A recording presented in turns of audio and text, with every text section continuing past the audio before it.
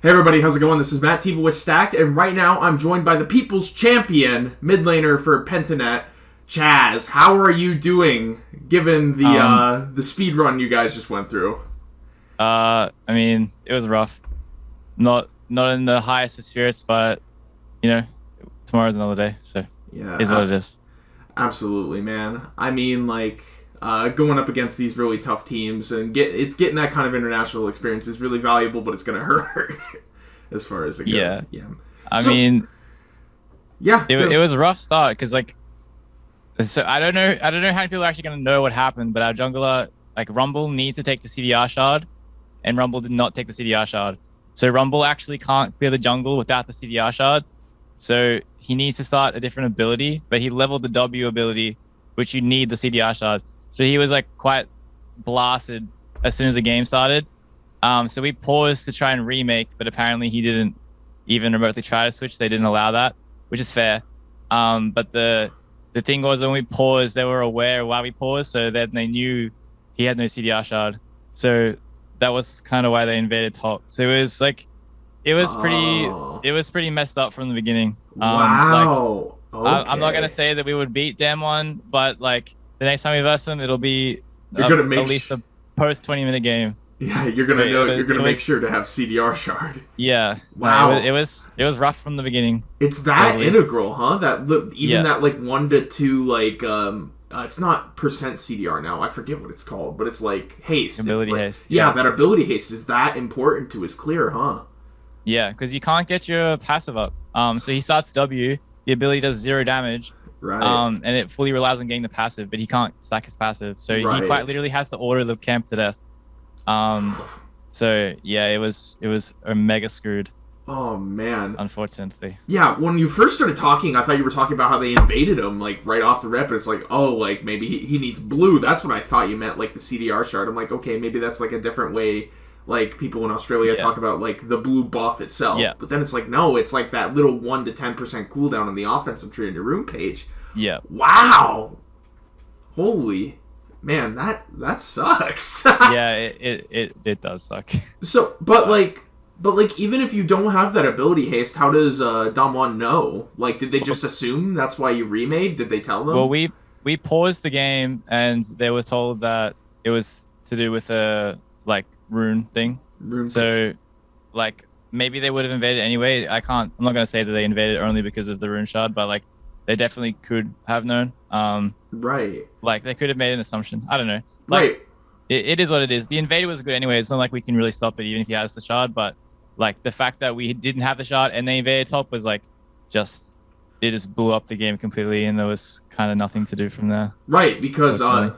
the casters were talking about how he took Conqueror, and I thought that's why he wanted to switch. Because like in my head I was like, okay, I mean you can proc Conqueror, and since Rumble's technically melee, like it's not like the worst thing in the world for him, Yeah. right? But it's that CDR. I thought they invaded him because they knew he didn't have that like Dark Harvest spike that he'd get from his fire, but I guess not. Wow. Yeah, That's brutal. I think I haven't seen him take Conqueror before, so I was a bit when he paused the game, I was like, oh, he must have not switched the runes as well. Because mid lane Conqueror mid and top lane Rumble Conqueror is like, it's not the standard right now, but it used to be the standard. Right. So it's not like abnormal to see that. I think he was taking it for the tenacity more than anything, actually. Mm-hmm. But when he said he didn't have a CR shot, I was like, oh, because like I know they're really strict here. Like, they'd probably let you just remake it. It's like whatever. But I was like, yeah, if he didn't actually like, if there wasn't a bug, like there's no way they're gonna do it. I was like, did you skill W? He's like, yeah. I'm like, oh crap. Like, Is that when you guys knew? Yeah, like we asked them, I was like, can you please not like say anything about the runes? And then I don't know what happened after that, but we asked them what they said, and they said like Riot said, we told them it was to do with the rune thing, and that was all. So like we don't know why they invaded. Like it was a good invade regardless of the rune thing, but like due to the circumstances, it was so bad that they did it, like for us, obviously. Yeah. But yeah, it was just a rough start. Yeah. We'll do our runes better next game. Click the save button and all that. But I mean, besides this game, right? How is the rest of your MSI experience games been? Because like you had a really close one versus RNG this morning, right? And then the rest of MSI, like you guys have shown like flashes, like particularly Usul killing Cryan a while ago, and then Biopanther absolutely going insane. Like, if to get into this stage, how have the games been besides this one? Well, I think like the Rumble stage compared to the group stage have been like two completely different things.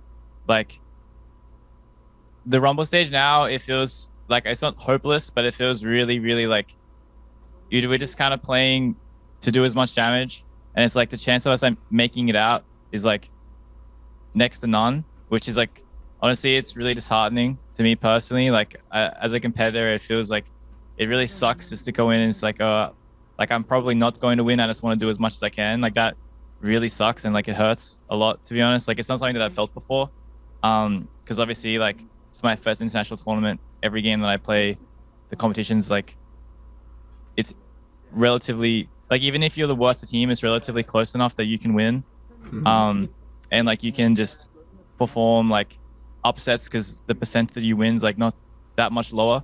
But these games, like it feels really hard. Like sometimes if you don't get a draft that you're comfortable enough with, it's like there's just no way you can win. Which is really, really sad. Honestly, I can't like express that enough. It's really, really sad. Yes. Because like we want to win, we want to do as much, but it's just we just don't have that level of experience yet. But we're learning. So we're going to use everything that we've taken from these games, and we're going to improve. And maybe we won't win this time, but the next event we'll come back stronger.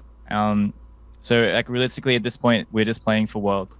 Like we're not gonna win Rumble stage, unfortunately.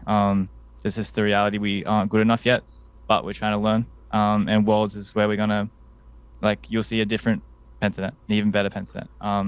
So it sucks in the moment right now. It sucks a little bit, but the group stage was hella hype. I love that shit because like we obviously knew really early like we could make it out for sure. Like the skill difference between Unicorns of Love and us was not like that big, right? So we have something to play for. Like we can for sure make it out, and we can upset RNG. Like that was like the goal was like we want to beat Unicorns and like upset RNG. Didn't get to upset RNG, but Unicorns we got to beat. So it was like that was really hype, really amazing. Like every day, everyone was like super grinding. Like yeah, we have to do this. We have to do this. So like there's two different atmospheres, I guess. It's like we've kind of achieved the goal that like all the OS teams have always been trying to do, get out of groups. It's like now it's like, oh shit, we just gotten past the first barricade, and now it's like the skill you needed to beat the first barricade was here, and now it's like whoosh, and it's like yeah. I don't know. I don't know what else to say. Like it's tough that we've got up to the next barricade, but it feels really good. We broke the first one, but now like we just got to get back to work and start working on the next one. I guess that's what we're aiming for. I mean, you talked about how tough it is to like keep going up against these really tough teams, and then them kind of handing it to you. How do you keep your spirits up amongst that? Like you play these 2 games a day, and these games for the most part get rough. And so how do you keep your mental from booming? I guess is what I'm trying to ask. Well, like I've been struggling a little bit. I've been pretty sad like today and yesterday. Because like definitely the mood changed, I guess, once he entered here. So like I don't know how I go to bed feeling like pretty shitty, and I wake up the next day and it's like I'm gonna just fucking send it today. Like I'm gonna do my best. I'm gonna try my hardest. Like maybe we can't win every game, but we're gonna win one. Like we need to win one, and then we need to win 2, and then we need 3. Like we try to get as many wins as we can. Like it's hard. Like every day, like the end of the day it's a bit sad, and the next day it's like you just gotta reset and go, because like what's the point of playing if you just feel like shit and you don't want to be here? It's like there's no point. So like you need to find the strength to wake up and like feel that you can do something, and feel that you can get better, and feel that you can win. So that's like it's just, I guess that's just the motivator, is like trying to get better, so when you come back here it's not as bad, so you can do better and you can win next time. It's just trying to learn as much as you can. That's like that's what keeps everyone going, I guess. Like I don't think we've really spoken about it yet, but that's how I personally feel. Okay, so since you haven't spoken about it as a unit, is that what you mean? Like as a team? Yeah. Like it's probably something that like we wouldn't really communicate. It's like, hey guys, we can't win. Like, how do you feel? It's like that's just not something that's gonna get brought up. Like everyone's just motivating. Like let's like fucking win this game. Yeah. Like let's do it. And everyone's probably thinking like, yeah, we're probably not gonna win, but like let's fucking win. Like let's get everyone feeling amazing. Past it. Do it. Yeah. But like yeah, definitely everyone's just like playing to get as much out of the games as they can. So we can take it back to OS and do better there. And then when we return later for the World Finals, we are a better team and we can take the games off the teams we can't do now. Absolutely. So talk to me about the difference between OS and, I guess, the newly formed LCO, right? What's the difference to you? What does it feel like? Well, the LCO is actually like, from an outsider point of view, LCO is like really awesome, actually. Their quality is like crazy. They put a lot of effort into actually like getting the personalities of the players, which I really like. The broadcast is awesome. That's ESL's doing, right? Yeah, it's really awesome. I think every time they stream, people are just perma commenting about like those narratives they're making, the storylines that are getting shown. They're doing interviews of the players like before and after the games to get like banter and beef going. It's really awesome. Like the stuff that we do now, like we're doing that every day, like every week on Twitter and in the pregame like talk about teams. Like this stuff happens all the time. So like we love it. We love that aspect of it. In terms of like the actual gameplay, like the gameplay didn't change because of the disbanding. The gameplay changed because like the salaries dropped, unfortunately, which is just the reality of the situation. The salaries dropped and the players decided to either stop playing or they were going to NA. So like the level of competition is just lower because there's less people. That's just the reality of the situation. All the good players like always have left. That's just the history of OS. You don't want to stay in OS. You want to leave and go to a bigger and better region, which is mostly NA. Yeah, like Fudge, Raze, Destiny, all of them. Yeah, Ryoma, Triple keeps people to name. They just all leave. And I guess like we right now are what's left of the top tier players. And then there's a few ones that are like, a little bit worse than us. And then it's just everyone that couldn't play last year is like, that wanted to play last year but couldn't, is now like just filling the holes. Do you think that's sustainable? Well, it depends, right? It depends if they're going to improve or not. Because like the thing is like we come here and we take this information and then we go back and then we're gonna like teach it to them. Like we're not gonna go and say like, hey guys, look at this. Like we're going to play the game and they're gonna learn from us. It depends if they care enough or not. Because some people just play for fun. That's okay. Like it is a bit of a fun region on the lower teams. Not everyone's trying like us. The top teams that can win are trying, but everyone else is just there to have a good time, and it's just a hobby, I guess. So it depends if they care enough to actually learn from us. Because like realistically, a lot of us will probably leave at the end of this year too. So if they don't learn in that time, then there's like, who teaches you then, right? Because if the thing is like, if we leave, the good players leave now, then there's like no good players. So those guys like probably won't have anyone to learn from at all. Whereas like we were still there when OPL was in its like prime. So we learned a lot of things and we're not like the difference between us and people that went to NA is like not that different. So we're still like the quality, I guess. So if we leave, then it's like, I don't know what happens then. Like realistically, what happens the rest of this year is like probably very important for OS history. If we don't teach them and they don't learn from us, then like it'll probably take a long time before OS can come back as a region. But like it's gonna take a long time anyway, realistically. We just like OS just needs time to develop the next generation of players. And hopefully like they can get to a point where the players don't feel like they need to leave.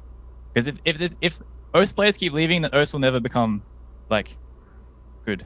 That's just it. Like, so like not to be melodramatic then or anything about it, but would you say like the fate of your region kind of depends on how you guys perform in international to kind of show people that OS can be super competitive still? Or is that just like ancillary to the point? Like it'd be nice if you guys did super well, but there's more pressing issues domestically. Well, it depends. Like OS needs sponsors and they need money to do things. Like realistically, people don't care because there's not enough money. So like a lot of the players, like me and my teammates, we're just getting pushed because it's like our dream, right? And we really want this. And everyone else is doing it like it's the same thing. But some people are just doing it for fun, and it's like they're not going to dedicate. Like there's only 2 teams that are at a full time. Like, there's literally only 2 teams that are full time.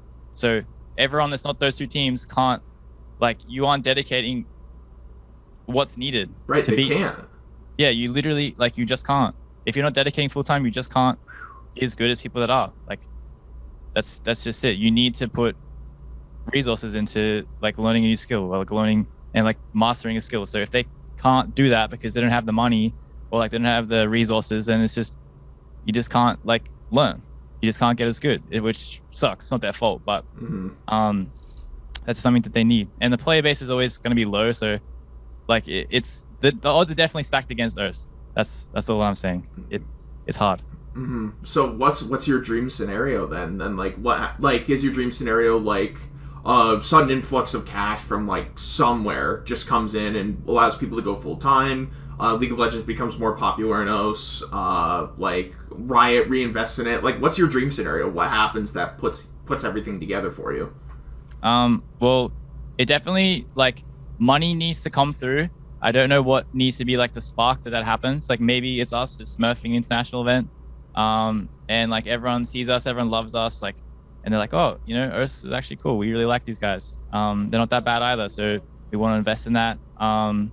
But there needs to be like money coming through, and then it's going to be a multi-year thing, right? Like the players aren't just suddenly going to become a faker V2 because there's money there. Like people need to be interested in doing it and invest time to like hone their skills, and then like they'll become better, and then the next guys will be learning from these people, and it's like a multi-year thing, which is why it's hard to invest, right? Like you're not going to get immediate money back. But I think LCO is doing a great job at like starting it and trying to promote them. So like props to them. They're obviously doing God's work, and I trust them to help host in the future. So I hope that I'm doing my job in giving us a good name and giving us good representation. Of course. I love talking about this. The powers that be are pinging me and telling me last question or they'll destroy me. So I got one last question for you. I don't want you to get destroyed. Yeah. Moving on tomorrow, you guys got a 9 a.m. match versus Cloud9. Cloud9's 0-4. You guys are 0-4. Cloud9's had some rough games. You guys have had some rough games. Do you beat Cloud9 tomorrow and defeat your OS brother in Fudge? What happens? Well, like it's gonna be another tough game. Cloud9's a good team, regardless of like whether they're 0-4. They are, in fact, a good team, and they can beat all the other teams here. That is 100% a fact. But it would be absolutely hilarious if we beat them because everyone's calling us like junior NA. So if we beat NA, then that would just be the biggest meme ever. And you know, we love making memes, so we're gonna play for the meme. And if we beat Cloud9 one time, then lose every other game, then that would be fucking hilarious. So that's what we're gonna do. We're gonna beat them tomorrow, and then I don't know, maybe make some meme back Cloud09 or some shit. Some funny thing's gonna come out. We're definitely gonna win for sure. Yeah. Hope that answers your question. Absolutely, man. Get destroyed also. Yeah. Yeah, well, we'll see. I'll be rooting for you in that case, even though my heart hurts for what I've witnessed. Once again, this is Matt Tebow with Stacked, and I'm joined here by Chazz, the mid laner from Pentanet. You can find us online at stacked.gg, and you can follow us on our socials at stackedlol. If you're watching this on YouTube, hit that sub button and make sure to like the video. It really helps us out a lot. Chazz, good luck with your memes, good luck with your games, and good luck with the rest of your journey as you continue to Worlds, man. Thank you so much.